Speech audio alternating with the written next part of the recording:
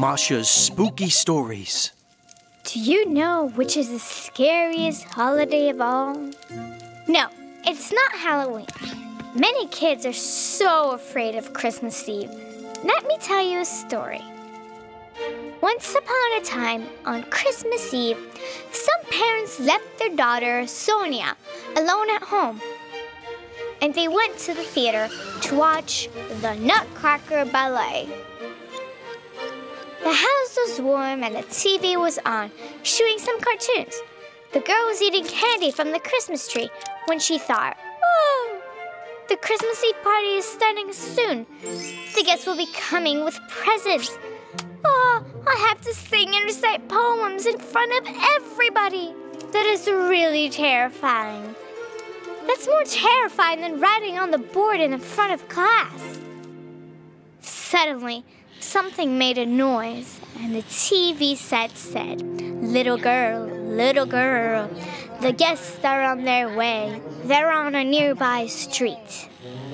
Sonia was so surprised that she almost choked on the candy, and the TV set kept on talking. Little girl, the guests are walking up the stairs. Out of a sudden, Sonia hears some noises at the stairs outside. Steps, laughing, joyful voices, and the TV set continues talking. Little girl, the guests are already in the living room. And click, the TV turned off. Oh, suddenly 3 people ran inside the house. The man in a bunny mask put Sonia on a chair, and they all started to dance around her. They were laughing, jumping, screaming, and right in her ears. What a beautiful girl! Please recite us a poem. Sing a song. Be a good little girl. Sonia couldn't remember any of the poems she had recited before. Her stomach was growling, her forehead sweating, and her knees shivering. She was thinking that it could be even more frightening to perform in front of Santa Claus when the guests started yelling.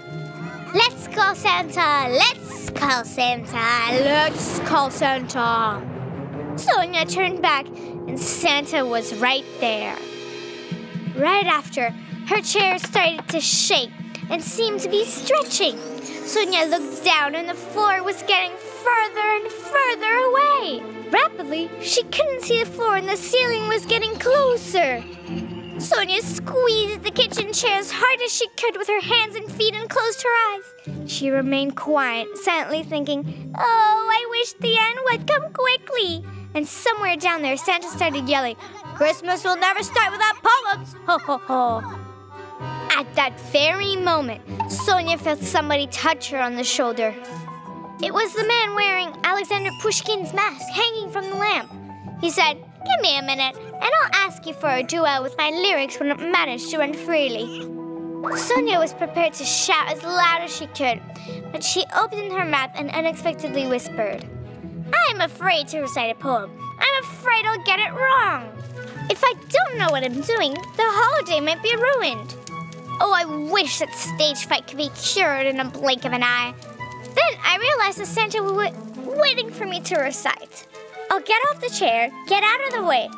There's nothing left to say. And the guests shouted, "Bravo!" They clapped and started to shake the chair strongly.